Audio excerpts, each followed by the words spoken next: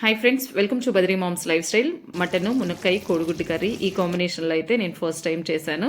చూడటానికి కాదండి, టేస్ట్ కూడా చాలా బాగుంది. ట్రై చేయండి. మా ఛానల్ ఎవరైనా కొత్తగా చూస్తున్నట్లయితే సబ్స్క్రైబ్ చేసుకోండి ఫ్రెండ్స్. వీడియోని స్కిప్ చేయకుండా చివరి వరకు చూడండి. వీడియో నచ్చితే లైక్ చేయడం మాత్రం మర్చిపోకండి. ముందైతే స్టవ్ ఆన్ చేసి ప్యాన్ పెట్టుకొని కర్రీకి సరిపడా ఆయిల్ పోసుకోవాలి. ఆయిల్ హీట్ ఎక్కిన తర్వాత చెక్క, లవంగ, యాలకులు వేసుకోవాలి. తర్వాత కట్ చేసి పెట్టుకున్న ఆనియన్స్ని కూడా వేసుకోవాలి. నేనైతే 4 మీడియం సైజ్ ఆనియన్స్ని వేసాను. తర్వాత 4 పచ్చిమిర్చి కూడా వేసుకొని ఒకసారి ఆనియన్స్ అన్ని ఈ విధంగా కలుపుకోవాలి. ఇప్పుడు మూత పెట్టేసి కొంచెం సేపు అయితే వీటిని మగ్గనివ్వాలి. ఈలోపు మటన్ అయితే ఉడకపెట్టుకోవాలి. 5-6 విజిల్స్ వచ్చే వరకు ఈ విధంగా ఉడకపెట్టుకోవాలి. తర్వాత మూత ఓపెన్ చేసి ఆనియన్స్ అడుగంటకుండా ఈ విధంగా కలుపుకోవాలి.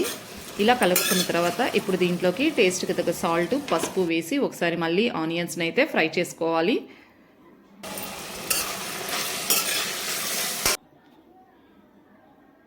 ఇప్పుడు మూత పెట్టేసి ఆనియన్స్ని అయితే బాగా మగ్గనివ్వాలి. ఒక 10 మినిట్స్ తర్వాత మూత ఓపెన్ చేసుకుని ఒకసారి ఆనియన్స్ అంతా ఈ విధంగా కలుపుకోవాలి. ఇప్పుడు ప్రిపేర్ చేసుకున్న మసాలానంతానైతే దీంట్లో వేసుకోవాలి. దీంట్లోకైతే నేను అల్లం, వెల్లుల్లి, ధనియాలు, జీలకర్ర, చెక్క, లవంగ, ఇలాచి వేసి అయితే మెత్తగా మిక్సీ అయితే వేసుకున్నాను. ధనియాలు, జీలకర్ర అవి అయితే కొంచెం సేపు రోస్ట్ చేసుకుని వేసుకుంటే బాగుంటుందండి. ఇప్పుడు ఈ మసాలా అంతా కొంచెం సేపు అయితే ఫ్రై అవ్వనివ్వాలి.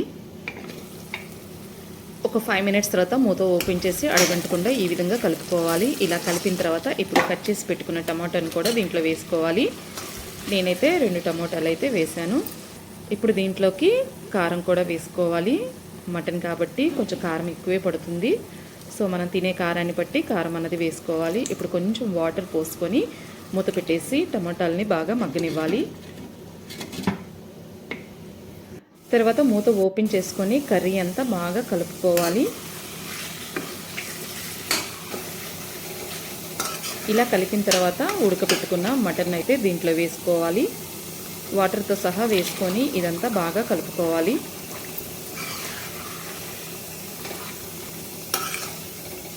మటన్ ఉడికేటప్పుడే దాంట్లోకి నేను సాల్ట్, పసుపు, అల్లం వెల్లుల్లి పేస్ట్ కూడా వేసి ఉడకపెట్టుకున్నాను. ఇప్పుడు ఈ విధంగా కలిపిన తర్వాత మూత పెట్టేసి కొంచెం సేపు అయితే మగ్గనివ్వాలి. కొంచెం సేపు తర్వాత మూత ఓపెన్ చేసి ఒకసారి కర్రీ అడగంటకుండా ఈ విధంగా కలుపుకోవాలి. ఇలా కలిపిన తర్వాత మునక్కాయలను అయితే వేసుకోవాలి. మునక్కాయలు వేసిన తర్వాత ఒకసారి మళ్ళీ ఈ విధంగా కలిపేసి మూత పెట్టేసుకొని మునక్కాయలను అయితే కొంచెం సేపు మగ్గనివ్వాలి.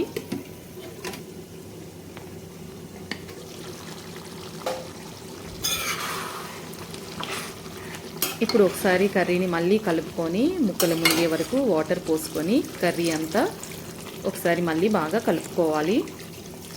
ఇప్పుడు కర్రీలో కనుక సాల్ట్ కనుక తగ్గితే ఈ టైంలో వేసుకుంటే సరిపోతుంది.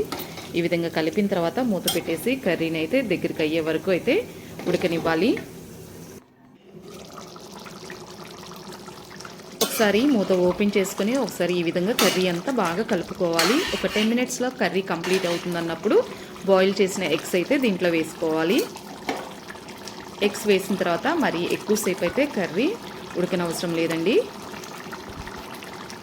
ఎగ్స్ వేసిన తర్వాత కూడా ఒకసారి కర్రీని ఈ విధంగా కలుపుకోవాలి. కలుపుకొని మూత పెట్టేసి కర్రీ కొంచెం దగ్గరికి అయ్యే వరకు అయితే ఉడకనివ్వాలి.